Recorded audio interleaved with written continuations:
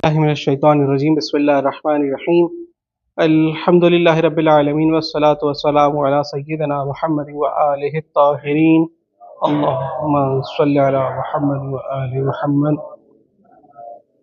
اما بعد، ہماری گفتگو جو ہے وہ چل رہی ہے کتاب عقائد امامیہ کے اندر، کہ جس کے مؤلف شیخ محمد رضا مظفر اللہ مقامہ ہیں، کہ جنہوں نے ایک کلیہ، ایک یونیورسٹی جس کو منتدى النشر کہا جاتا ہے، وہاں پر یہ درس القاء کیا اور پھر کتابی صورت میں اس کو ان کے درس القاء کرنے کے 7 سال کے بعد کتابی صورت دی گئی، اور وہ پھر طباعت کے مراحل کو طے کر کے پہنچے ہیں۔ اور اس کتاب کے اندر شیخ مظفر نے عقائد امامیہ کا ایک مختصر تعارف پیش کیا، بغیر کسی ادلہ کے اور بغیر کسی کے نظریات کو ادلہ کے ساتھ رد کیے ہوئے۔ صرف اگر کبھی کسی بھی فرقے کا تعارف آ جاتا ہے یا اس کے فرقے کے نظریے کو بیان کر دیتے ہیں تو صرف نظریہ بیان کرتے ہیں، اور اس کی تاریخ یا اس کا پس منظر کیسے وہ مورد وجود میں آیا اور اس کا سبب کیا تھا، یہ تمام تفصیلات کو وہ ترک کرتے ہوئے صرف اس کے نظریے کو بیان کرتے ہیں۔ اس کے نظریے کے مد مقابل اپنے نظریے کو، جو اہل بیت علیہ الصلوۃ والسلام کی تعلیمات کے ذیل میں ہے، اس کو بیان کرتے ہیں، اور اس کے بعد پھر اگر کوئی تفصیل دقت طلب ہوتی ہے تو اس کے لیے کہا جاتا ہے کہ آپ کتب تفاصیل، جو عقائد اور جو کلام کیے ہیں، ان کی طرف آپ مراجعت کر سکتے ہیں۔ گزشتہ درس کے اندر ہم نے کچھ عقائد پر گفتگو کی تھی، کہ جس میں عقیدتنا فی العدل، ہمارا عقیدہ عدل الہی کے بارے میں، اور ہم نے اس بات کو بیان کیا کہ ہمارا عقیدہ یہ ہے کہ پروردگار عالم پروردگار عالم عادل ہے اور کسی پر ظلم نہیں کرتا، جبکہ اس کے مقابل وہ ایسے افراد بھی پائے جاتے ہیں جو پروردگار عالم کی طرف نسبت دیتے ہیں نستجیب باللہ، ظلم کی، اور انہوں نے کچھ اس بات پر اپنے ادلہ کو بھی پیش کیا۔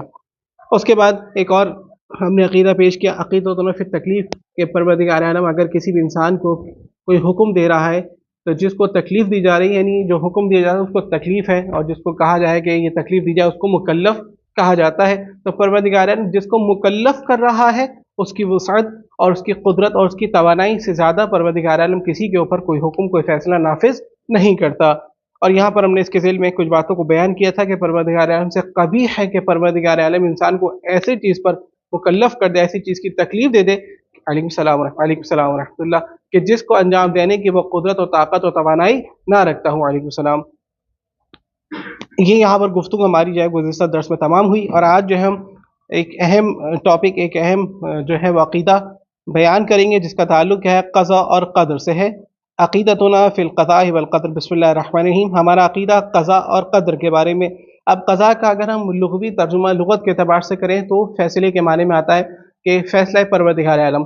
اب یہ فیصلہ پروردگار عالم جب آپ انشاءاللہ کتاب الکافی کو پڑھیں گے تو وہاں پر قضاء اور قدر کے حوالے سے بحث کی گئی۔ اسی طرح سے علم کلام کے اعتبار سے جو تفصیلات طلب کتابیں ہیں ان کے اندر قضاء اور قدر پر بحث کی گئی، اور پھر قضاء کی تعریف کو بیان کیا گیا۔ ہم یہاں پر یہ کہتے ہیں کہ قضاء پروردگار عالم سے مراد ایک مرتبہ حتمی بھی ہو سکتا ہے اور ایک مرتبہ غیر حتمی بھی ہو سکتا ہے، یعنی پروردگار عالم یہ چاہتا ہے کہ یہ کام انجام دیا جائے، اور پروردگار عالم یہ چاہتا ہے کہ یہ کام انجام دیا جائے گا، لیکن اس شرط کے ساتھ کہ اگر یہ شرط ہوگی تو یہ کام انجام دیا جائے گا۔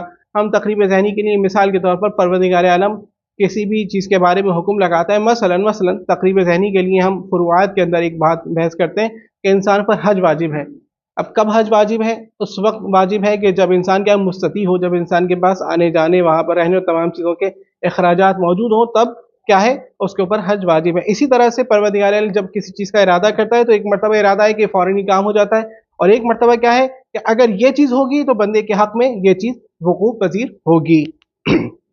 اور قدر بھی تقریباً اسی طرح سے تعلق رکھتا ہے کہ پروردگار عالم کی طرف سے جو حکم نافذ کیا جائے اس کو قدر سے تعبیر کیا گیا۔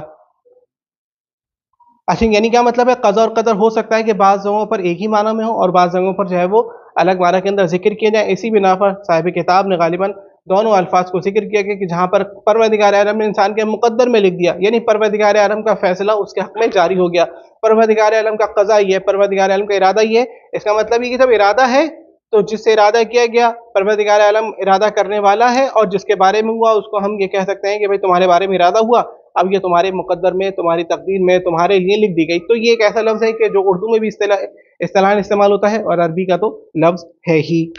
اچھا جی، ذهب قوم وهم مجبرہ المجبرہ، یعنی جو پروردگار عالم کے جبر کے قائل ہوئے، اور اس فرقے کی بنیاد کو اگر ہم دیکھا جائے تو تقریباً یہ فرقہ وہ ایسا ہے کہ جو رسول خدا صلی اللہ علیہ وآلہ وسلم کے ظاہری طور پہ دنیا کی تشریف لے جانے کے بعد مارد وجود میں آیا، اور میں نے آپ کو پہلے بھی یہ بات بیان کی کہ جب بادشاہ اپنے کسی بھی کام کو تحفظ دینا چاہتے تھے تو درباری ملاؤں کے ذریعے سے یہ تحفظ لینے کی کوشش کرتے کہ ہمیں تحفظ دو، کہ ہم نے رعایا پر اگر یہ ظلم کیا ہے تو رعایا ہمارے خلاف علم بغاوت کو بلند نہ کرے۔ تو اب کیا ہے، عقیدے کو پیش کیا جاتا ہے، عقیدے کو بنایا جاتا ہے، اور یہ کہا جاتا ہے کہ انسان کیا ہے، اپنے فعل کے اندر مجبور ہے، وہ جو کام بھی انجام دیتا ہے وہ خود انجام نہیں دیتا بلکہ پروردگار عالم انسان کے ذریعے سے اس کام کو انجام دیتا ہے۔ تو یہ فرقہ کہ جس کو فرقہ مجبرہ کہا جاتا ہے، یہ مجبرہ کہا جاتا ہے، وہ مارد وجود میں آیا۔ اب یہ دیکھیے کہ ان کا عقیدہ اور ان کا نظریہ کیا ہے قضاء اور قدر کے بارے میں، کیونکہ اب سوال یہ پیدا ہوتا ہے قدر اور قدر کے ذریعے سے اگر کوئی انسان قدر اور قدر کے اعتبار سے اگر کسی بھی شبہ کا شکار ہوگا، یا اس کا نتیجہ کیا نکلے گا؟ اس کا نتیجہ یہ نکلے گا کہ اگر انسان کو سزا دی جا رہی ہے، عقاب دیا جا رہا ہے، تو نتیجہ کیا ہے کہ کیوں عقاب دیا جا رہا ہے؟ جبکہ گناہ انسان کی ذات سے سرزد نہیں ہوا، بلکہ مجبرہ فرقے کے نزدیک کیا ہے کہ پروردگار عالم کی طرف سے صادر ہوا۔ اب جب پروردگار عالم اس کام میں شریک ہے تو یہ ظلم ہے، یہ ناانصافی ہے کہ سزا صرف انسان کو دی جائے۔ اسی طرح سے اگر کوئی اچھا کام انجام دیا جا رہا ہے تو اس انسان کو کیوں عقاب دیا جا رہا ہے، انسان کو کیوں ثواب دیا جا رہا ہے، بلکہ پروردگار عالم خود اس ثواب کے اندر شریک ہے۔ تو اب یہاں پر آ کے یہ خود پھنس جاتے ہیں، اور اس کے مقابل میں ہمارا نظریہ کیا ہے، ہم اس کو انشاءاللہ کچھ سطور کے بعد، سطروں کے بعد، کچھ لائنوں کے بعد بیان کریں گے۔ ذهب قوم وهم المجبر الى اللہ تعالی، اس بات کی طرف چلے گا انہ تعالیٰ کے پروردگار عالم هو الفاعل لافعال المخلوقین، کہ پروردگار عالم مخلوق کے افعال کو انجام دینے والا ہے، ان کے کاموں کو کرنے والا ہے۔ فیکون، نتیجہ کیا ہوگا اس بنا پر، قد اجبر الناس علی فعل المعاصی، علی فعل المعاصی، کے پروردگار عالم نے لوگوں کو مجبور کیا کہ وہ معصیت کو انجام دیں۔ وَهُوَ مَعَ ذَلِكَ يُعَذِّبُهُمْ عَلَيْهَا، ان تمام کے باوجود، یعنی کیا مطلب ہے کہ جب مکلفین کے علیہ السلام مخلوق کے کام کو انجام دینے والا پروردگار عالم ہے اور اس نے انسان کو مجبور کیا کہ وہ معصیت کا کام انجام دے، ان دونوں صورتوں کے ساتھ کیا کرے، وَهُوَ مَعَ ذَلِكَ يُعَذِّبُهُمْ عَلَيْهَا، ان تمام کے باوجود پروردگار عالم اپنی مخلوق کو معصیت کے اوپر عذاب دے رہا ہے۔ وَأَجْبَرَهُمْ، صحیح آگے جان، یہ بات یہاں پر تمام ہوئی۔ وَأَجْبَرَهُمْ، اور پروردگار عالم نے اپنی مخلوق کو مجبور کیا کس کے اوپر، علی فعل الطاعات، کہ وہ طاعت کو انجام دے، وَمَعَ ذَلِكَ يُثِيبُهُمْ عَلَيْهَا، اور اس کے باوجود پروردگار عالم ان کو ثواب عطا کر رہا ہے اس طاعت کے اوپر، اس اطاعت کے اوپر۔ لِأَنَّهُمْ يَقُولُونَ، کیونکہ وہ یہ کہتے ہیں، کون، مجبرہ والے، وہ یہ کہتے ہیں ان افعالهم فی الحقیقت افعالہ، کیونکہ لوگوں کے جو افعال ہیں، یرحمکم اللہ، لوگوں کے جو کام ہیں، لوگوں کے جو امور ہیں، وہ دراصل کیا ہیں، دراصل پروردگار عالم کے افعال ہیں، پروردگار عالم کا فعل ہے۔ وَإِنَّمَا تَنْسَبُ إِلَيْهِ التَّبْعِيَّةُ بَيْنَ الْأَشْيَاءِ، کیونکہ نسبت دی جاتی ہے پروردگار عالم کی طرف طبیعت کی، کہ جو اشیاء کے درمیان پائی جاتی ہے۔ یعنی کیا مطلب ہے کہ بھائی یہ دیکھیں کہ جو بھی اس کائنات میں ہو رہا ہے اس کا خالق اور مالک کون ہے، پروردگار عالم ہے۔ تو اب جو بھی اشیاء کے درمیان ایک مخلوق اگر دوسری مخلوق پر کوئی بھی کام انجام دے گی تو دراصل اس مخلوق پر جو کام کے ذریعے سے جو کام انجام دیا گیا اور جس پر انجام دیا جا رہا ہے، ان دونوں کو کرنے والا کون ہے، پروردگار عالم ہے۔ یہ اس نظریے کے قائل ہوئے۔ وَأَنَّهُ تَعَالَى هُوَ السَّبَبُ الْحَقِيقِي لَا سِوَاهُ، کیونکہ پروردگار عالم حقیقی سبب ہے، یعنی اس کا مطلب وہی اس بات کو بیان کرنا چاہ رہے ہیں کہ حقیقی قادر اور قدرت مند پروردگار عالم ہے، اس کے علاوہ کوئی نہیں ہے۔ یہ انہوں نے اپنا عقیدہ بیان کر دیا۔ وَقَدْ أَنْكَرُوا السَّبَبِيَّةَ الطَّبْعِيَّةَ بَيْنَ الْأَشْيَاءِ، انہوں نے کیا کیا، وہ سببیت، صحیح ہے نا، مثال کے طور پر ایک سبب ہے، آگ کے اندر پایا جاتا ہے، آگ کیا ہے، حرارت کا سبب بنتی ہے، تو انہوں نے کیا کیا، اس طبعیت کا، اس سببیت کا انکار کر دیا کہ جو اشیاء کی طبیعت کے اندر، یعنی اس کی ذات کے اندر، اس کے وجود میں پائی جاتی ہے۔ مثال کے طور پر آگ کیا جلانے کا کام انجام دیتی ہے، تو انہوں نے کیا کیا، اس سبب کو انکار کر دیا کہ جلانے والا کون ہے، نستعیذ باللہ، اصل یہ ہے۔ اگر انسان خدا نہ خاصہ کسی کو مار رہا ہے تو دراصل کیا ہے، اس کے پیچھے پروردگار عالم ہے۔ اب یہاں پر انہوں نے کیا کیا بھئی، پیدا کیسے ہوا عقیدہ، کیونکہ انہوں نے اس طبیعت کا انکار کیا کہ جو اشیاء کے درمیان پائی جاتی ہے۔ الظن، وہ یہ گمان کرتے ہیں، ان ذالک هو مقتضى کونہ تعالی وهو الخالق الذی لا شریک له، وہ کہتے ہیں کہ بھئی اصل میں اس چیز کا تقاضا کرنے والا، اس کو انشاء کرنے والا، اس کو پیدا کرنے والا کون ہے، پروردگار عالم ہے، اور اس کا کوئی شریک نہیں ہے۔ صحیح آگے جان، یہ بات واضح ہوئی۔ اب یہ مجبرہ آ گئے، اس کے بعد وَمَن يَقُولُ بِهَذِهِ الْمَقَالَةِ فَقَدْ نَسَبَ الظُّلْمَ إِلَيْهِ تَعَالَى عَنْ ذَلِكَ، اور جو اس مقالے کا، اس گفتگو کا، اس عقیدے کا قائل ہوا، نتیجہ کیا ہوا، اس نے ظلم کی نسبت دی پروردگار عالم کی طرف، یعنی اب ایک مرتبہ ظالم ہے تو جو ظالم ظلم کرنے والا ہے دراصل وہ ظالم ظلم خود نہیں کر رہا، بلکہ وہ کیا ہے، بلکہ وہ تو ایک آلہ بن رہا ہے، اس ظلم کو انجام دینے والے کی نسبت، اس ظلم کی نسبت کس کی طرف جائے گی؟ نستجیب اللہ، پروردگار عالم کی طرف.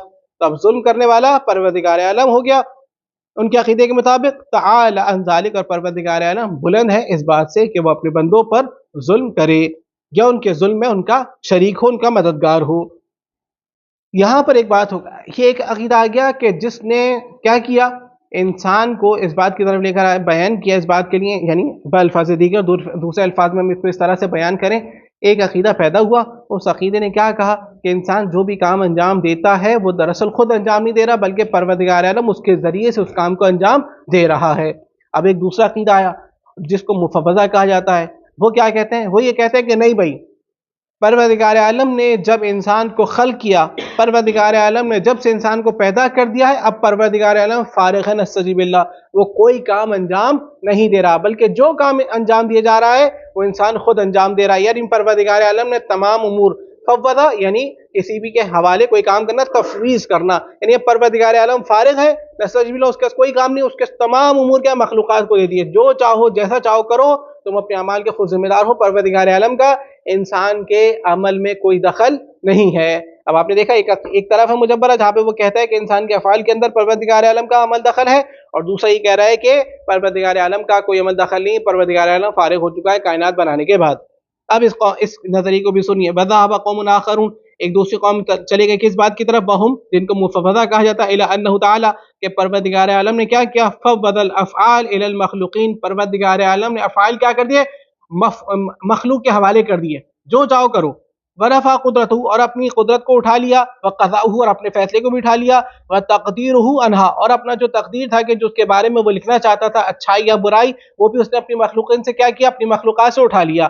بے اعتبار، اس اعتبار سے ان نسبت الافعال الیہ تعالی تستلزم نسبت النقص الیہ. اب وہ دلیل کا پیش کرتے ہیں، وہ دلیل اس بات کو پیش کرتے ہیں کہ بھائی اگر خدا نخواستہ کسی بندے نے کوئی کام انجام دیا، نتیجہ کیا ہوا؟ ظلم کر رہا ہے، تو ظلم کی نسبت کس کی طرف لازم آ جائے گی؟ پروردگار عالم کی طرف، جبکہ پروردگار عالم کیا ہے؟ ظالم نہیں ہے. تو اب اس ظلم سے بچنے کے لیے، اس نقص سے بچنے کے لیے انہوں نے کہا کہ پروردگار عالم نے تمام امور انسان کے حوالے کر دیے. بات واضح انشاءاللہ غیم. اچھا جی، وَإِنَّ لِلْمَوْجُودَاتِ أَسْبَابُهَا الْخَاصَّةَ. اب وہ کہتے ہیں کہ بھائی دیکھیں، موجودات یعنی کائنات میں واجب الوجود کے علاوہ جو کچھ ہے وہ کیا ہے؟ ممکن الوجود ہے، اس کو موجودات کہا جاتا ہے. اسبابها الخاصہ، اس کے کچھ خاص اسباب ہیں. وَإِنْ انْتَهَتْ كُلَّهَا إِلَى مُسَبِّبِ الْأَسْبَابِ وَسَبَبُ الْأَوَّلِ هُوَ اللَّهُ تعالی. اور جو تمام اسباب منتہی ہوتے ہیں وہ کس کی طرف؟ بھائی ہر سبب کے پیچھے نہیں ایک چین ہے، ایک چین، ایک تسلسل ہے کہ اس سے یہ ملا ہوا ہے، اس سے یہ ملا ہوا ہے، اس سے یہ ملا ہوا ہے. تو حقیقت میں اگر کوئی مسبب الاسباب ہے، یعنی کسی سبب کا ایجاد کرنے والا اگر حقیقت میں کوئی ہے تو کون ہے؟ پروردگار عالم ہے. وَمَن يَقُولُ بِهَذِا، نتیجہ کیا ہوا کہ وہ کہیں گے کہ کیونکہ پروردگار عالم نے کیا کیا تھا؟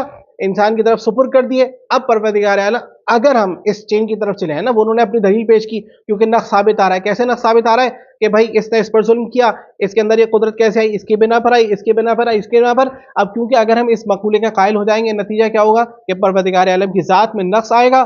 اس نقص سے بچنے کے لیے ہم نے کہا کہ بھائی انسان کو تمام افعال تفویض کر دیے، جو چاہو کرو، تمام امور تمہارے حوالے ہیں، تم جیسے چاہے انجام دو. صحیح آگے جان. اب یہ عقیدہ ان کا بیان کیا گیا. وَمَن يَقُولُ، اب ہم کیا کہتے ہیں؟ وَمَن يَقُولُ بِهَذِهِ الْمَقَالَةِ فَقَدْ أَخْرَجَ اللَّهُ تَعَالَى مِن سُلْطَانِهِ. نتیجہ کیا ہوا؟ فَقَدْ أَخْرَجَ اللَّهُ تَعَالَى مِن سُلْطَانِهِ. اس نے کیا کیا؟ پروردگار عالم کو اس کی سلطنت سے، اس کی قدرت سے باہر نکال دیا کہ اب اس یعنی مخلوق کے اندر اس کی کوئی وسعت ہی نہیں ہے، وہ کوئی کام انجام ہی نہیں دے گا. وَأَشْرَكَ غَيْرُهُ مَعَهُ فِي الْخَلْقِ، اور اس نے کیا کیا؟ وَأَشْرَكَ غَيْرُ اللَّهِ مَعَ اللَّهِ فِي الْخَلْقِ، اس نے غیر اللہ کو اللہ کے ساتھ اس کی مخلوق میں قرار دے دیا، شریک کر دیا. کیسے قرار دیا؟ اس طرح سے کہ بھائی اب جو افعال تھے نا، وہ ایک مرتبہ کرنے والا پروردگار عالم کی طرف اگر جاتا تو کیا بنتا؟ نقص بنتا. اب نقص کو دور کرنے کے لیے اس نے کیا کیا؟ پروردگار عالم نے ان کو خلق کر دیا، اور خلق کرنے کے بعد ان کو ان کے حوالے کر دیا.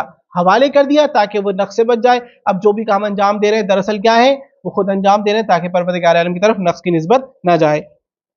اچھا جی، اب کچھ باتیں ایسی جو مسلسل تکرار ہو رہی ہیں، ان کا جواب انشاءاللہ آخری سطور کے اندر آپ کو مل جائے گا کہ انشاءاللہ وہ پھر وہیں پر جواب دیں گے. وَيَتَقَادُونَ فِي ذَلِكَ.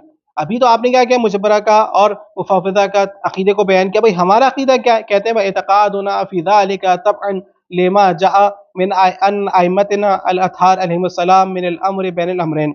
ہمارا عقیدہ اس بارے میں یعنی قضا اور قدر کے بارے میں اتباع ہے کس کی؟ اس بات کی کہ جو اہل بیت علیہ السلام سے ہم تک پہنچا۔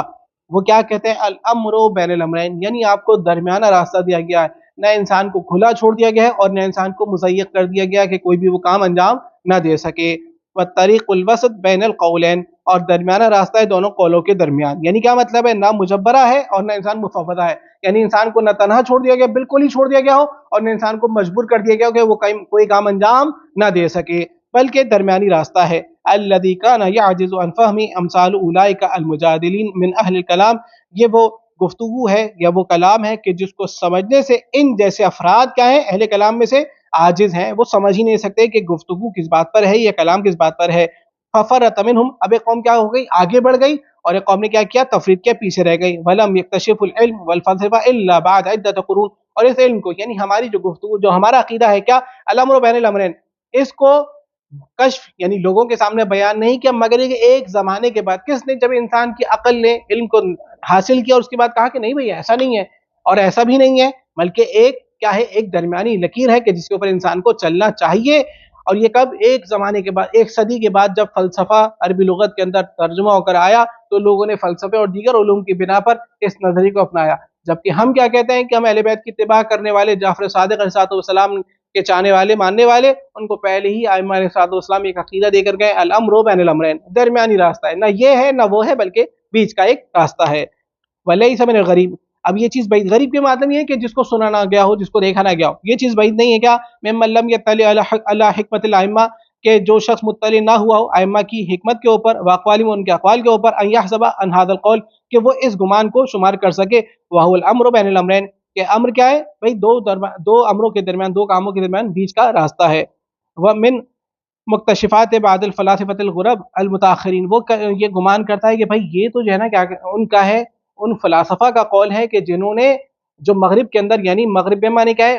اسلام کی طرف جو ہے وہ مشرق ہے، اور اس کے بعد جو غرب یعنی اسلام کے جزیری سائڈ کے جو کچھ ہے وہ غرب شمار کیا جاتا ہے، ان کی طرف سے۔ وقت سبقہم الیہ ائمتنا قبل عشرۃ قرون، جبکہ اس درمیانی امر کی طرف یعنی الامر بین الامرین کی طرف ہمارا ائمہ کئی سال پہلے اس کی طرف چلے گئے اور انہوں نے اس نظریے کو بیان کیا اپنے چاہنے والوں کے سامنے۔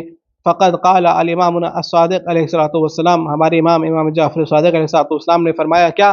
لے بیان طریق الوسط کلمۃ المشورہ، امام درمیانی راستے کو اس طرح سے بیان کرتے ہوئے نظر آتے ہیں، لا جبر ولا تفویض، نہ انسان مجبور ہے اور نہ انسان کیا ہے؟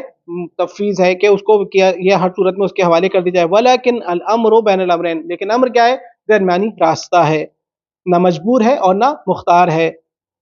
اچھا جی، اس کے بعد ما اجل ہذا مغزی، اب یہ مغزی کا مطلب غزہ سے نکلا، یعنی کلام مواد کتنا ہی خوبصورت ہے، وما ادق معنی ہو، جس کے معنی کتنے دقیق ہیں، وہ خلاصۃ، اب امام کے قول کے خلاصے کو نقل کرتے ہیں، ان افعالنا من جہتے ہی افعالنا حقیقت، کیونکہ ہمارے افعال اگر اس جیسے دیکھا جائے تو دراصل ہمارا ہی فعل ہے، ونحن اسبابها الطبعیہ، اور ہم ہی اس طبعی طور پر یعنی قدرتی طور پر ہم ہی اس کام کو انجام دینے والے ہیں، وہی تحت قدرتنا و اختیارنا، اور یہ جتنے بھی افعال ہیں، جتنے بھی کام ہیں، ہمارے ذریعے سے، ہماری قدرت اور ہمارے اختیار میں، ہم چاہے تو کریں انجام دیں، ہم چاہے تو انجام نہ دیں۔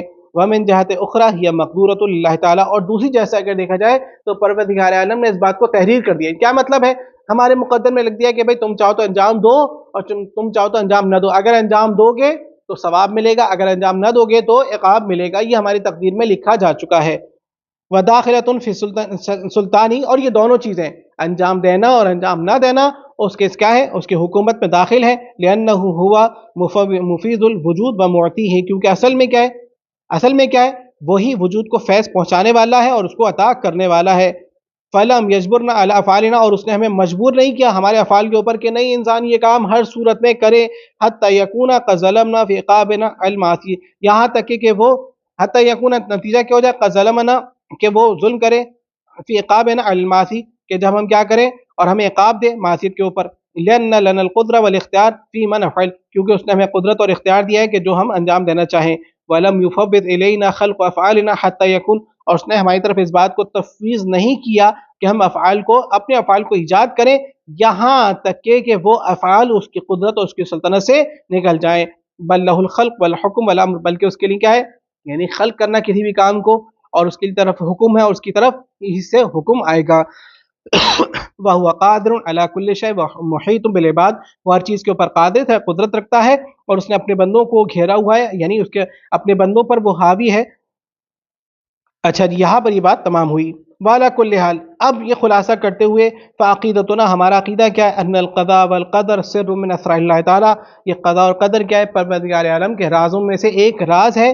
فَمَنْ اسْتَطَاعَ، ہو سکتا ہے کہ درس میں کسی کی بات سمجھ میں نہ آئے کہ بھئی یہ کیا ہے، مجبرہ کیا ہے، یہ مفوضہ کیا ہے، یا الامر بین الامرین کیا ہے، پھر ایسا کیوں ہوتا ہے، ایسا نہیں کیوں ہوتا، یہ تمام چیزیں ہو سکتا ہے کہ انسان کی سمجھ میں نہ آئے۔ تب کیا کہتے ہیں؟ فَمَنْ اسْتَطَاعَ أَن يَفْهَمَهُ عَلَى وَجْهِ اللائق، بس جو استطاعت رکھتا ہے کہ اس کو اس طرح سے جس طرح سمجھنے کا حق ہے تو وہ سمجھے، بلا افراط ولا تفریط، فضا کا نہ آگے بڑھ جائے اور نہ پیچھے رہ جائے، تو وہ اسی میں ہے۔ وَإِلَّا، اور اگر وہ اس کو نہ سمجھ سکتا ہو کہ بھائی میں ہر چیز کو جان کے رہوں کہ یہاں پر پروردگار عالم کا فیصلہ کیا تھا اور یہاں پر فیصلہ کیوں نہیں تھا، صحیح ہے نا؟ اگر اس کو سمجھ سکتا ہے اچھی بات، اگر نہیں سمجھ سکتا تو کیا کرے؟ فلا يجب علیہ ان يتکلف فہمہ وتدقیق فیہ، تو وہ اپنے آپ اپنے فہم کو مکلف نہ کرے اس بارے میں، اور نہ اس بارے میں وہ دقت کرے۔ لئلا، کہیں ایسا نہ ہو، بھئی اگر کرے گا تو کیا ہوگا؟ لئلا یضل، بتانے کے لیے کہیں ایسا نہ ہو کہ وہ گمراہ ہو جائے، وتفسد علیہ عقیدتہ، اور اس کا عقیدہ اس کے اوپر فاسد ہو جائے۔ لأنہ من دقائق الامور، کیونکہ یہ دقیق یعنی ایسے امور کے جو دقت کو طلب کرتے ہیں ان میں سے ہے۔ بل من ادق مباحث الفلسفہ التي لا يدركها الا الوحید من الناس، اور جو فلسفے کی جو دقیق ترین بحثیں ہیں نا، ان کو کوئی درک نہیں کر سکتا مگر یہ کہ ان میں سے کچھ لوگ ہی درک کر سکتے ہیں۔ ولذا، اسی بنا پر کیا ہوتا ہے؟ ذلت باقدام کثیر من المتکلمین، اسی بنا پر اب متکلمین یعنی علم کلام، علم کلام کیا ہے کہ جب آپ عقائد کے اوپر گفتگو کرتے ہیں تو کلام کی بنا پر، یعنی ایک گفتگو کے پیچھے دوسری گفتگو خود بخود آتے چلے آتی ہے، دوسرے سے تیسری، تیسرے سے چوتھی، ایک زنجیر کی صورت میں ملی ہوئی ہوتی ہے۔ اس بنا پر کیا ہوتا ہے؟ یہ اس کو علم کلام بھی کہا جاتا ہے، اور جو کلام کرتا ہے اس کو متکلم کہا جاتا ہے۔ تو اسی بنا پر کیا ہوا؟ اس قضاء اور قدر کے اندر بہت سارے لوگوں کے قدم ڈگمگا گئے، پر تکلیف بھی تکلیف بما ہوا فوق مستوی و مقبور الرجل عادی۔ اب اس پہ کے بارے میں جو تکلیف ہے، یعنی جو پروردگار عالم کی طرف سے کی گئی ہو، وہ کیا ہے؟ ایسی ہے کہ جو انسان کی عقل، تکلیف کیا ہے؟ تکلیف صرف اور صرف وہی ہے کہ جس کی انسان قدرت رکھتا ہو، اس سے بڑھ کر نہیں ہے۔ وَيَكْفِي، پس کافی کیا ہوگا؟ ان یعتقد بہ الانسان علی اجمال اتباعا لقول الائمہ، تو کافی کیا ہے؟ انسان صرف، مجھے تفصیل سے نہیں پتا کہ قضاء اور قدر کیا ہے، مجھے صرف اتنا معلوم ہے کہ اہل بیت نے یہ فرما دیا، نتیجہ کیا ہوا کہ میں اہل بیت کے قول کو لے لوں اور اس کے بارے میں دقت نہ کروں۔ اگر کر سکتا ہوں تو فبی، اگر نہیں کر سکتا، مجھے معلوم ہے کہ اگر میرے کرنے سے میرا عقیدہ زائل ہو جائے گا، میں ہی نستجیب له ملحد ہو جاؤں گا، تو میں اس پر گفتگو نہ کروں اور اس میں دقت نہ کروں۔ پھر انہوں نے ایک بات اور کہی، وہ کیا ہے؟ لیس فی جبر ولا کہ ائمہ کیا کہتے ہیں؟ الامر بین الامرین لیس فی جبر ولا تفویض ولیس ہوا، اور ساتھ ہی ساتھ یہ قضاء اور قدر کیا ہے؟ اصول اعتقادیہ نہیں ہے، یعنی کیا مطلب؟ ایسی چیزیں جن کی دقت اور جس کی انسان کو علت معلوم سب کچھ معلوم کرنا ضروری، ایسا نہیں ہے۔ یجب تحصیل الاعتقاد بھی علی کل حال علی نحو تفصیل و تدقیق، ایسا نہیں ہے کہ انسان کے اوپر واجب وہ اس عقیدے کے لیے وہ ہر تفصیل اور ہر دقت کو طلب کرے تب جا کے اس کا عقیدہ درست ہوگا، ایسا ہرگز نہیں ہے، بلکہ وہ کہتا ہے کہ ہاں قضاء اور قدر پروردگار عالم کی طرف سے، الامر بین الامرین اہل بیت نے ہمیں بتا دیا، کافی ہے۔ بات واضح انشاءاللہ۔ یہاں پر ہمارا عقیدہ جو ہے عقیدتنا فی القضاء والقدر تمام ہوا، اور اب عقیدہ جو کتاب کے اعتبار سے عقیدتنا فی البدع، ہمارا عقیدہ بدع کے بارے میں۔ بدع کسے کہتے ہیں؟ بدع کا اگر ترجمہ کیا جائے، بدع یبدأ، کسی بھی چیز کا ظاہر ہونا، صحیح ہے نا؟ لغوی ترجمہ بدع یبدأ یعنی کسی بھی چیز کا ظاہر ہونا، اور اصطلاحی طور پر ایک ایسی چیز، خود ہی اس کی تعریف کر رہے ہیں تو ہم اسی سے ہی شروع کریں، البدع فی الانسان، بدع انسان کے بارے میں، یعنی انسان کے بعد گفتگو کریں گے پروردگار عالم کی نسبت، تو اسی لیے سمجھانے کے لیے انہوں نے کہا کہ البدع فی الانسان، انسان میں بدع، انسان میں کسی چیز کا ظاہر ہونا، وہ کب ہوتا ہے؟ ان یبدو لہ رأی فی الشیء، اس کے لیے اس کی رائے میں کوئی چیز ظاہر ہوتی ہے، لم یکن لہ ذالک الرائے سابقا، ایک ایسی رائے کہ جو اس سے پہلے نہ ہو، یعنی کیا مطلب ہے؟ انسان کسی کام کو انجام دینے کا ارادہ رکھتا ہے، ابھی ایک مرتبہ اس نے کہا کہ میں اس کام کو انجام دوں، انجام دینے والا تھا، ذہن میں فوراً ہی ایک اور رائے آ گئی، بات واضح، ابھی اس کام کو انجام دینے والا تھا، یہ اس کام کو ترک کرنے والا تھا، تو اب اس کام کو انجام دینے یا اس کام کو چھوڑنے سے پہلی ایک اور رائے آ گئی، یا تو وہ رائے کہتی ہے کہ نہیں، اس سے بہتر ہے کہ اس کام کو انجام دو، یا بہتر ہے کہ اس کام کو انجام نہ دو، تو یہ دونوں صورتیں انسان میں جب آتی ہیں، اب کیا ہوتا ہے؟ بِأَن يَتَبَدَّلَ عَزْمَهُ فِي الْعَمَلِ، وہ نتیجہ کیا کرتا ہے؟ اپنے عزم، اپنے ارادے کو تبدیل کر دیتا ہے، الَّذِي كَانَ يُرِيدُ أَن يَصْنَعَهُ، کہ جس کو انجام دینے کا اس نے ارادہ کیا تھا، کیوں بھائی یہ کیوں کرتا ہے؟ اذ یحدث عنده ما یغیر رأیہ وعلمہ بہ، کیونکہ وہاں پر ایک ایسی نئی چیز آ جاتی ہے جو کیا کرتی ہے، اس کی رائے کو تبدیل کر دیتی ہے اور اس کے بارے میں اس کو تعلیم دیتی ہے، علمہ بہ، اور اس کی تعلیم دیتی ہے کہ دیکھو اگر تم نے اس کام کو انجام دیا نتیجہ کیا ہوگا کہ تمہارے حق میں بہتر نہ ہوگا، طولانی ہو جائے گا، تم اگر تفصیل طلب نہیں تھے، تم اگر کام کو پھیلانا نہیں چاہتے تھے، نتیجہ کیا ہوگا، اگر تم یہ کام انجام دو گے تو یہ کام پھیل جائے گا، طویل ہو جائے گا، اس کام کو چھوڑ دو، یا تم اس کام کو انجام نہیں دینا چاہتے تھے، اگر دو گے تو فائدہ مند ہے، تب نہ دینے کے اوپر ایک رائے آ گئی جس نے اس کو بتایا کہ دیکھو اس کام کو انجام دینے میں تمہارے لیے فائدہ ہے، بات واضح انشاءاللہ۔ فیبدو، بس وہ کیا کرتا ہے، بدا یبدو ظاہر کرتا ہے، لہو ترکہ بعد ان کانا یرید فعلہ، اس کے بعد کہ جب اس نے اس کام کو انجام دینے والا تھا، ارادہ کیا تھا کہ فعل کو انجام دے، وہ ترک کر دیتا ہے۔ وذالک عن جہل بالمصالح، اب یہ کیوں ہوتا ہے؟ کیونکہ انسان مصلحت سے جاہل ہے، اس کا علم نہیں رکھتا ہے کہ آیا اس کے پیچھے، یعنی کیا مطلب ہے کہ اس میں جاہل انسان پہلے امر کے اندر، اول امر کے اندر انسان جاہل تھا، علم آیا تو اب وہ جو علم آیا نا، اس علم نے آ کر مصلحت کو بتا دیا کہ اس کام کو انجام نہ دو۔ وندامت علی ما سبق منہ، اور انسان نادم ہوتا ہے اس بات پر کہ جو اس سے گزر چکا ہوتا ہے، جو اس سے سبقت کر چکا ہوتا ہے۔ اچھا جی، یہ معنی آ گیا، کون سا معنی؟ کہ ایک پہلا حکم ہو اور اس کے پیچھے ایک دوسرا حکم آنے والا ہو، کہ جہاں پر انسان اس کی مصلحت سے غافل ہو، اس کو نہ جانتا ہو، صحیح ہے نا؟ یہ اگر معنی، اب اسی معنی کو اٹھا کر اگر ہم خدا کی طرف لے کر آئے نستعیذ باللہ تو کیا ہوگا؟ والبدا بہذا المعنی، کسی بھی کام کو انجام دینا اور پھر اس کے مصلحت کو نہ جاننا، اگر یہ معنی پروردگار عالم کی ذات کی طرف لے کر آئیں گے، یستحیل علی اللہ تعالی، تو یہ معنی محال ہے پروردگار عالم کی ذات کے اوپر، کیوں؟ لأنہ من الجہل، کیونکہ یہ معنی کیا کہ کسی بھی کام کا نہ جاننا یہ جہل میں سے ہے، اور کیا ہے؟ نقص ہے، جبکہ پروردگار عالم کیا ہے؟ عالم ہے، پروردگار عالم ہر چیز کا جاننے والا ہے، اور نقص سے کیا ہے؟ مبرہ ہے۔ وذالک محال علیہ تعالی، اور یہ چیز پروردگار عالم پر محال ہو کہ کسی بھی چیز کو نہ جانتا ہو اور کیا ہو؟ اس کی ذات کے اندر نقص وارد ہو۔ ولا تقولوا بالامامیہ، اور امامیہ بھی اس کے قائل نہیں ہیں۔ اچھا جی، اب یہاں پر پھر امام صادق علیہ الصلوۃ والسلام کے قول کو نقل کیا، قال الصادق علیہ الصلوۃ والسلام، یعنی اس کا مطلب یہ ہے کہ وہ معنی بدا کے نہیں ہے کہ جس کو لوگ ظاہر کرتے ہیں۔ اب بدا کے معنی میں اگر آپ جائیں گے تو ہم بدا کی انشاءاللہ جب علم کلام کے ساتھ ساتھ فقہ کی بحث بھی انشاءاللہ آپ پڑھیں گے تو وہاں پر بھی بدا کے آپ کے معنی دکھائی دیں گے، صحیح ہے نا؟ کہاں پر عام اور خاص کے اندر اور مطلق و مقید کے اندر، اب جب کہتے ہیں کہ ایک مرتبہ کیا ہے، عام کے آنے سے پہلے خاص آ جائے، خود خاص آ جائے، اس کے بعد عام آنے کے، عام کی دو صورتیں ہوتی ہیں، یا اس پر عمل کیا جاتا ہے یا اس پر عمل نہیں کیا جاتا، عمل کرنے سے پہلے اور عمل کرنے کے بعد۔ اب جب خاص آئے تو اس کی کیا کیفیت بنے گی، تو یہ تمام آپ جب اصول فقہ کے اندر انشاءاللہ پڑھیں گے، اور خود شیخ مظفر نے بھی اس کو اچھی طریقے سے بیان کیا، اور ساتھ ہی ساتھ آغا خوئی کا ایک رسالہ ہے، اور آغا خوئی کے رسالے کے ساتھ ایک آیت اللہ کا رسالہ ہے، تو اس میں جو انہوں نے بدا کی تعریف کی، اور اس میں کہا کہ پروردگار عالم کا دو علم ہے، علم مکنون اور علم مخزون، یعنی ایک علم ہے پروردگار عالم نے جو انبیاء کو ودیت کر دی ہے، جس میں کوئی تبدیلی نہیں ہے، جو ہر صورت میں ہو کے رہے گا، کیونکہ اگر وہاں پر مطلب اس کا خلاصہ، اس بات کا خلاصہ یہ کہ اگر وہاں پر یہ بتا دیا جائے کہ یہ کام ہو کے نہیں رہے گا، نتیجہ کیا ہوگا کہ انبیاء بھی معجزے ظاہر کرنے میں ایک مرتبہ شک اور تردد کا شکار ہو سکتا ہے شق القمر نہ ہو سکتا ہے کہ رد شمس ہو سکتا ہے نہ ہو سکتا ہے ایک مرتبہ یہ جو اندھا ہے، جو پیدائشی اندھا ہے، مادرزہ جس اندھا کہا جاتا ہے، ہو سکتا ہے کہ یہ صحیح ہو نہ ہو، تو یہاں پر نہیں ہے، یہ انبیاء کو جو کام دیا گیا یہ حتماً ہوگا، جو ان کو علم دیا گیا یہ اتنے، لیکن ہاں ایک مرتبہ مخزون جو اس کے پاس، مخزون جو اس کے پاس چھپا ہوا ہے، جو کسی کے اوپر مطلع نہیں ہے، وہ پروردگار عالم کے پاس صرف خاص ہے، اور پروردگار عالم اس میں چاہے تو تبدیلی اور کیا کر سکتا ہے، تغیر کر سکتا ہے، اس کا حوالہ خود آیت بھی ہمارے سامنے بیان کرے گی۔ یہ میں نے آپ کے سامنے ایک مختصر تعارف کیا اس علم کا۔ اب امام صادق علیہ الصلوۃ والسلام فرماتے ہیں، من زعم، جو یہ گمان کرتا ہے، ان اللہ تعالیٰ بدا لہ فی شیء بدا ندامتاً، پروردگار عالم کے لیے کوئی چیز ظاہر ہوئی کسی بھی چیز کے بارے میں، اور یہ جو اس کا بدا تھا، ظاہر ہونا تھا، یہ ندامت کی صورت میں نہ تھا، یعنی کیا مطلب ہے؟ نادم ہونا، پشیمان ہونا، فَهُوَ عِندَنَا كَافِرٌ بِاللَّهِ الْعَظِيمِ، وہ ہمارے نزدیک کیا ہے؟ کافر ہے، کس سے؟ اللہ سے، کہ جو عظیم ہے، جو صاحب عظمت والا ہے۔ وقال ایضاً، پھر امام ایک اور فرماتے ہیں، ایک اور قول امام کا نقل کیا کہ من زعم، جو گمان کرتا ہے، ان اللہ بدا لہ فی شیء ولم یعلمہ امس فابرؤ منہ، جو یہ گمان کرتا ہے کہ پروردگار عالم کے لیے آج کوئی چیز کے بارے میں کوئی امر ظاہر ہوا اور کل کو وہ نہیں جانتا تھا، ابرؤ منہ، میں اس سے برات کا، دوری کا اظہار کرتا ہوں، میرا اس سے کوئی تعلق نہیں ہے۔ بات واضح ہو گئی؟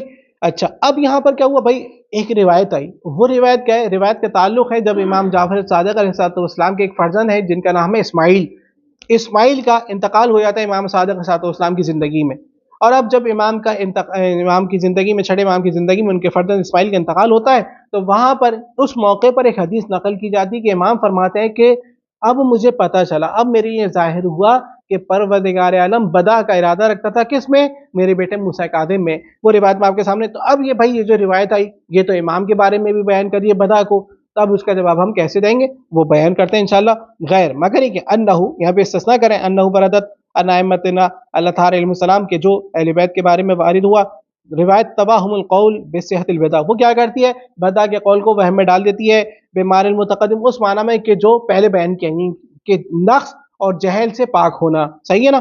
کما ورد عن الصادق علیہ السلام، جیسے امام سے وارد ہوا، ما بدا للہ فی شیء، میرے لیے کوئی بھی چیز جو ہے نا وہ ظاہر نہیں ہوئی تھی، کما بدا لہو فی اسماعیل ابنی، جس طرح سے اللہ کے بارے میں بدا ظاہر ہوا میرے بیٹے اسماعیل کے بارے میں، ولذالک، صحیح ہے نا؟ کہ یعنی کہ خود امام کو بھی نستعیذ باللہ پتہ نہ ہو، یا اللہ کے لیے کیا ہے ظاہر ہوا کہ امامت اسماعیل میں نہیں بلکہ کس میں؟ موسیٰ کاظم کے اندر ظاہر ہوگی۔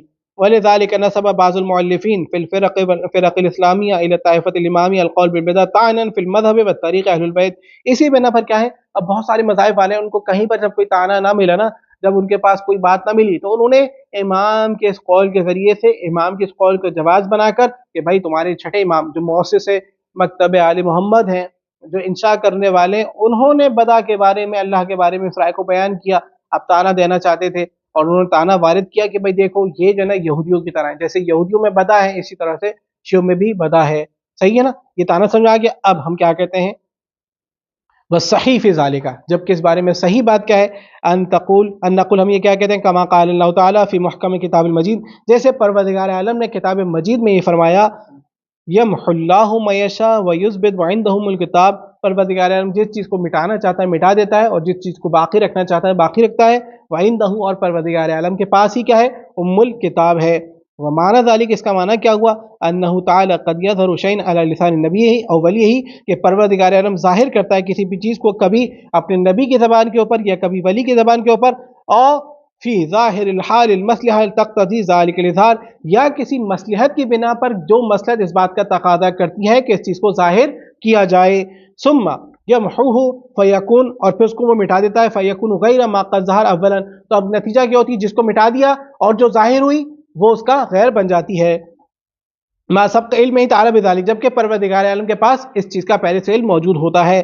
کما، اب یہاں پر بھائی وہ جو ہم بات کرتے امام صادق کے بارے میں جو طعنہ نظریہ تھا اس کا کیا ہوا؟ بیان کر رہے ہیں، کما فی قصۃ اسماعیل، جو حضرت اسماعیل کے بارے میں، لما رأى ابوہ ابراہیم، کون سے اسماعیل؟ اب یہاں پر حضرت ابراہیم اور اسماعیل نبی اللہ کے بارے میں گفتگو ہو رہی، اسی کے ذریعے سے ہم جواب کو اپنے نکالیں گے۔ کما فی قصۃ اسماعیل لما رأى ابوہ ابراہیم، کہ جب انہوں نے دیکھا کہ ان کے والد ابراہیم کیا کریں، انہ یذبحہ، کہ وہ ان کو ذبح کریں، فیکون معنی قول الامام علیہ السلام، تو یہاں پر یہی معنی ہو جائے گا، یعنی کیا مطلب ہے؟ انہوں نے دیکھا ذبح کر رہے ہیں، ذبح کر رہے ہیں یہ دیکھا تھا، لیکن کیا ذبح ہوئے؟ نہیں ذبح ہوئے، بلکہ ایک دوسرا ظاہر ہو گیا کہ وہاں پر ایک کبش، ایک دمبا آ گیا اور وہ ان کی جگہ پر ذبح ہو گیا۔ اب یہ معنی نکالیں، فیکون معنی قول الامام علیہ السلام، امام کے قول کے معنی کیا ہوئے؟ انہو ما ظہر اللہ سبحانہ امر فی شیء، کہ جب پروردگار عالم کا کسی بھی چیز کے بارے میں امر ظاہر ہوتا ہے، کما ظہر اللہ فی اسماعیل ولدہ، جیسے ان کے بیٹے اسماعیل کے بارے میں ظاہر ہوا، اذ اخترمہ قبلہ، پہلے ان کا کیا کیا؟ موت آ گئی، لیعلم الناس انہ لیس بامام، تاکہ لوگ اس بات کو جان لیں کہ اسماعیل امام نہیں ہیں، وقد کان ظاہر الحال انہ الامام، کیونکہ لوگ یہ سمجھتے تھے کہ اسماعیل کیا ہے؟ امام صادق کے بعد امام ہوں گے، صحیح ہے نا؟ اس بات کو بتانے کے لیے پروردگار عالم نے حضرت امام صادق علیہ السلام کے زمانے میں ہی اسماعیل کو موت دے دی، اور ہمارا ایک عقیدہ کیا ہے کہ جو امام بننے والا ہوتا ہے اس کے لیے ضروری کہ ما مدعیہ، جو حال میں امام موجود ہے اس کے بعد بھی وہ باقی رہے، اور اگر موجودہ امام کی زندگی میں اس کا انتقال ہو جائے، اس کا مطلب یہ کہ وہ امام نہیں تھا۔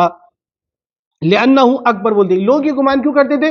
کیونکہ اسماعیل امام صادق کے بڑے بیٹے تھے، اور لوگوں کے گمان میں کیا ہے کہ بھائی بڑا بیٹا ہی امام ہوتا ہے۔ تو اب یہاں پر اس روایت کو سمجھے، وہ روایت کیا ہے کہ جب پروردگار عالم کا بدع، یعنی اس کا جو امر ظاہر ہو امام صادق کے لیے، کس کے لیے؟ امام حجت خدا کو پتہ ہے، لیکن بتلانا مقصود ہے لوگوں کو، کہ لوگ یہ گمان کر رہے تھے کہ اسماعیل امام صادق کے بعد امام بنیں گے، لیکن اسماعیل کا امام صادق کی حیات میں انتقال کر جانا، اس دنیا سے گزر جانا، یہ بتا رہا ہے کہ اسماعیل امام نہیں تھے۔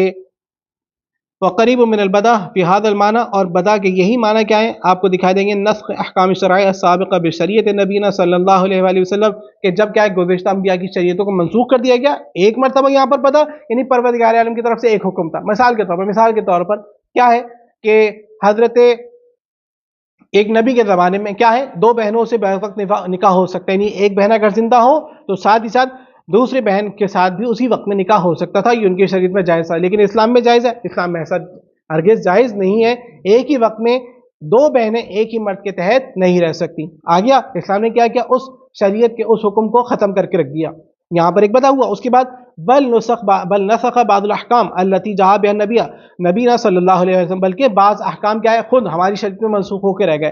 مثال کے طور پر جب ہم کیا کرتے ہیں عقیدے کے اعتبار سے گفتگو کرتے ہیں، تب کافر جب قرآن پہ اعتراض کرتے ہیں، کہا جاتا ہے کہ بھائی اتنے 10 سورے بنا کے لے کر آ جاؤ۔ اب یہ 10 سورے بنانے کا ان کو حکم دیا گیا، ان سے کہا گیا کہ 10 سورے بنا کے لے آؤ۔ 10 سوروں کے بعد یہ آیا کہ بھائی تم کیا کرو، ایک ہی سورہ جیسا بنا کے لے کر آ جاؤ۔ تو وہ جو 10 سورے والا حکم تھا خود رسول کی شریعت میں کیا ہوا، وہ منسوخ ہو گیا، کس کے ذریعے سے؟ اس آیت کے ذریعے سے، جس میں کہا گیا اگر تم ایک ہی آیت سورہ بنا کے لے کر آ جاؤ۔ بات واضح؟ اور واضح کریں کس طرح سے، کہ مثال کے طور پر پہلے پروردگار عالم نے ایک حکم دیا کہ جس پر صرف اور صرف جناب امیر علی ابن ابی طالب علیہ السلام نے عمل کیا، وہ کیا تھا کہ جب تم میں سے کوئی مناجات، کوئی سرگوشی رسول کے ساتھ کرنا چاہے تو وہ سرگوشی کرنے سے پہلے کیا کرے، صدقہ دے۔ اب کسی نے صدقہ دیا نہیں، کسی نے سرگوشی کے نہیں کی، ماں سوائے امیر المومنین کے۔ جناب امیر آئے، جناب امیر کے پاس ایک سونے کا سکہ تھا، اس سونے کے سکے کو 10 چاندی کے سکوں میں تبدیل کروایا اور 10 مرتبہ رسول خدا سے سرگوشی کی، اور ہر مرتبہ آنے سے پہلے کیا ہے، صدقہ دیا کرتے تھے۔ اب کیا ہوا، اس پر عمل کیا، یہ حکم آیا تھا کہ اگر رسول سے سرگوشی کرنا چاہتے تو صدقہ دو۔ جناب امیر نے صرف اور صرف جناب امیر نے اس کام کو انجام دیا، بعد میں کیا ہوئی، یہ آیت منسوخ ہو گئی۔ اب کیسے منسوخ ہو گئی، کہ اگر تم پر گناہ گزرتا ہے صحیح صدقہ دینا، تو نتیجہ کیا ہے کہ یہ حکم ساقط ہو گیا، اب مسلمان سرگوشی کر سکتا ہے، اور تمام پھر نماز پڑھنے اور طہارت اور دیگر چیزوں کا حکم آ گیا۔ بات واضح ہو گئی انشاءاللہ۔ یہاں پر ہمارا عقیدہ بدا کے بارے میں۔ اب عقیدتنا فی احکام الدین، ہمارا عقیدہ احکام دین کے بارے میں، نعتقد ہم اعتقاد رکھتے ہیں انہ تعالیٰ جعل احکام، پروردگار عالم نے جو احکام قرار دیے، یعنی واجبات، محرمات اور ان کے علاوہ۔ اب کیا ہے روایت ہمارے پاس کہ پروردگار عالم واجب کے علاوہ کسی بھی چیز کے بارے میں، واجب اور حرام کے علاوہ کسی بھی چیز کے بارے میں نہیں پوچھے گا، یا اس کی اتنی پکڑ نہیں ہے جتنی واجبات اور محرمات کی ہے۔ تب قل للمسائل العباد فی نفس افعالہم، اس مطابقت کے اعتبار سے کہ بذات خود لوگوں کے لیے ان کے افعال میں مصلحت پائی جاتی ہے۔ وما فی المصلحت الملزمہ جعل واجبا، اب جس میں بذات خود مصلحت پائی جاتی ہے اس کو واجب قرار دیا۔ وما فی المفسدہ البالغہ فہی نہی عنہ، اور جس میں خود کیا ہے ایک مفسدہ پوشیدہ ہے، چھپا ہوا ہے، اس سے روکا گیا۔ وما فی المصلحہ راجحۃ ندبنا الیہ، اور ایک ایسی چیز کہ جس کے اندر ایک مصلحت ہے اور جس میں مصلحت کا رجحان پایا جاتا ہے، اس کو مستحب قرار دیا گیا، ہمیں اس کی طرف دعوت دی گئی۔ وہکذا فی باقی الاحکام، اسی طرح سے دیگر احکام کے اندر۔ وہذا من عدلہ ولطفہ بعبادہ، اور یہ پروردگار عالم کے عدل اور پروردگار عالم کا لطف اپنے بندوں کے ساتھ اس بنا پر ہے۔ ولا بد، پر ضروری کیا، ان یکون له فی کل واقعۃ حکم ولا یخلو شیء من الاشیاء من حکم واقع للہ فیہ، تو نتیجہ کیا ہوا کہ واقعے کے اندر ہر چیز کے لیے ایک حکم ہوگا، اور کوئی بھی اشیاء کسی بھی چیز سے حکم پروردگار عالم سے خالی نہیں ہے۔ وَإِنْ أَنْسَدَّ عَلَيْنَا طَرِيقُ عِلْمُهُ، اگرچہ علم اس چیز کے کہ بھائی اس میں مصلحت پوشیدہ ہے، اس میں مصلحت نہیں ہے، اس کا دروازہ ہم پر اگرچہ بند ہے، صحیح ہے، لیکن اس کے باوجود کیا ہے، اس کے اندر حقیقت پروردگار عالم نے کیا کیا، پروردگار عالم کی ذات نے اس کے اندر ایک مصلحت رکھی اپنے بندوں کے لیے، اگرچہ ہمیں اس کا علم نہیں ہو۔ وَنَقُولُ أَيْضًا، اور ہم اس بات کی بھی قائل ہیں، إِنَّهُ مِنَ الْقَبِيحِ، اور یہ قبیح ہے کیا، أَن يَأْمُرَ بِمَا فِيهِ الْمَفْسَدَةُ، کہ پروردگار عالم ایسی چیز کا حکم دے کہ جس میں مفسدہ فساد پایا جاتا ہو، اور يَنْهَى عَمَّا فِيهِ الْمَصْلَحَةُ، کہ پروردگار عالم ہمیں ایسی چیز سے روک دے کہ جس کے اندر مصلحت پائی جاتی تھی۔ غیر، اب یہاں پر اس کو بیان کرنے کے بعد مسلمانوں کے ایک فرقے کو لے کر آئے، وہی کیا کہتے ہیں کہ ہاں پروردگار عالم کے جائز ہے، ہم نے اس بات کے ذریعے تھی کہ پروردگار عالم ایسا نہیں ہے کہ ہم اس کام سے روک دے کہ جس کے اندر مصلحت پائی جاتی ہو، اور اس کام کو انجام دینے کا حکم دے کہ جس کے اندر مفسدہ پایا جاتا ہو۔ ہمارا عقیدہ یہ پروردگار عالم سے ہرگز نہیں کرے گا، لیکن ہمارے مقابل ایک اور عقیدہ آیا، انہوں نے کیا کہا، پروردگار عالم چاہے تو کر سکتا ہے، چاہے تو نہیں کرے۔ یعنی کیا مطلب ہے، پروردگار عالم چاہے تو اپنے بندوں کو وہ حکم دے کہ جس کے اندر مفسدہ پایا جاتا ہے اور کہے کہ یہ کام انجام دو، اور جس کے اندر مصلحت نہیں تھی اس کو پروردگار عالم ترک کرنے کا حکم دے گا۔ وہ کیوں اس بات کے قائل ہوئے، وہ یہ کہتے ہیں کہ خود اشیاء کے اندر کسی بھی چیز کا اچھا ہونا اور کسی بھی چیز کا برا ہونا خود ذاتی نہیں ہے، یعنی اس کی ذات سے جدا نہیں ہے، بلکہ یہ کس بات پر موقوف ہے، اللہ کے حکم کے اوپر موقوف ہے، جبکہ ہم یہ کہتے ہیں کہ یہ بذات خود اس ذات کے اندر اس کا اچھا ہونا اور اس کا برا ہونا پایا جاتا ہے۔ غیر ان بعض الفرق من المسلمین یقولون ان القبیح ما نہى اللہ عنہ، وہ کہتے ہیں بھائی مسلمانوں کے بعض فرقوں میں سے کہتے ہیں کہ بھائی قبیح وہ ہے کہ جس کو پروردگار عالم نے روکا، والحسن ما امر به، اور حسن وہ ہے، بہترین چیز وہ ہے کہ جس کا پروردگار عالم نے حکم دیا۔ فلیس فی نفس الافعال مصالح و مفاسد ذاتیۃ، بذات خود کسی بھی فعل کے اندر نہ مصلحت پائی جاتی ہے اور نہ مفسدہ پایا جاتا ہے، ولا حسن او قبح ذاتیاً، اور نہ کوئی چیز اپنے اندر اچھائی رکھتی ہے اور نہ کوئی چیز اپنے اندر برائی رکھتی ہے بذات خود، ایسا ہرگز نہیں ہے، بلکہ اگر اس کے اندر اچھائی ہے تو اس وقت ہوگی کہ جب پروردگار عالم اس کو انجام دینے کا حکم دے، اور برائی ہوگی اس وقت جب پروردگار عالم اس کام کو انجام دینے سے ہمیں روک دے۔ وَهَذَا قول مخالف لضروریت العقلیہ، یہ جو قول ہے یہ انسان عقلی ضرورت کا سے مخالفت رکھتا ہے، کما انہم، جس طرح سے وہ کیا کرتے ہیں، جب وضو جائز قرار دیتے ہیں ان یفعل اللہ تعالی القبیح فیامر بما فیہ المفسدہ، کہ وہ کہتے ہیں کہ پروردگار عالم کے لیے جائز ہے کہ وہ ایسے کام کو انجام دے جو قبیح ہو اور جس کے اندر مفسدہ ہو اس کام کا حکم بھی لگائے، وینہا اما فیہ المفسدہ مصلحہ، اور اس سے روکے کہ جس کے اندر مصلحت پائی جاتی ہے، فقد تقدم، اور یہ بات گزر چکی، ان ھذا القول فیہ مجازفۃ عظیمۃ، یہ بات پہلے بھی گزر گئی، یہ وہ بات مجازفہ جزفہ سے، جازفہ یعنی بے تکی بات، بے سمجھی بات، بغیر کسی دلیل کے بات ہے کہ جس کو عقل قبول ہی نہیں کرتی، وَلِذَلِكَ لِاسْتِزَامِ نسبت جہل اب العجز الہی سبحانہ، کیونکہ اس کا لازمہ کیا نکلے گا، جہل کی نسبت جائے گی یا پروردگار عالم عاجز ہو جائے گا، اور یہ تمام چیزیں کیا ہے، محال ہیں۔ تعالی علواً کبیرہ، پروردگار عالم تمام چیزوں سے بلند ہے، والخلاصہ کیا نکلے گا، ان الصحیح فی الاعتقاد ان نقول، اعتقاد میں صحیح کیا ہے، یعنی کس کے بارے میں، جو ہم یہ احکام کے بارے میں کہہ رہے ہیں، ان نقول انہ تعالی لا مصلحۃ لہ ولا منفعۃ فی التکلیفنا بالواجبات والنہینا عن فعل ما حرمہ، دیکھیں پروردگار عالم بلند ہے اس بات سے کہ نہ اس کے لیے کوئی مصلحت ہے، نہ اس کے لیے کوئی مفسدہ ہے، منفعت ہے، اور نہ کوئی مفسدہ ہے ہمارے واجبات کے مکلف کرنے میں، نہیں ہم پر واجبات کے مکلف کرنے میں اور ہمیں محرمات سے روکنے میں، نہ اس کے لیے کوئی مصلحت ہے نہ ان کے لیے کوئی منفعت ہے، بل مصلحت اور منفعت ترجع، بلکہ کوئی بھی مصلحت اور کوئی بھی منفعت کس کی طرف پلٹے گی، ترجع لنا فی جمیع تکالیف، کو ہماری طرف ہی پلٹنے والی ہے، صحیح ہے جان، ولا معنی لنفی المصالح والمفاضل فی الافعال الامور المامور بہا والمنہی عنہ، تو اب کوئی معنی نہیں رہ جاتے کہ آپ کسی بھی فعل سے اس کے اچھائی کو اور کسی بھی فعل کو روکنے سے اس کی برائی کو آپ کیا کر لیں، حذف کر لیں، کہیں کہ اس کے اندر کوئی نہ اچھائی ہے نہ برائی، ایسا ہرگز نہیں ہے۔ فَإِنَّهُ تَعَالَى لَا يَأْمُرُ عَبَثًا وَلَا يَنْهَى جَازَفًا، اور نہ پروردگار عالم ہمیں کسی بھی عبث کا حکم دیتا ہے اور نہ کسی بے تکی بات سے ہمیں روکتا ہے، وَهُوَ الْغَنِيُّ عَنْ عِبَادِهِ، پروردگار عالم اپنے بندوں سے بے نیاز ہے۔ الحمدللہ رب العالمین، اللہم صلی علی محمد وآل محمد۔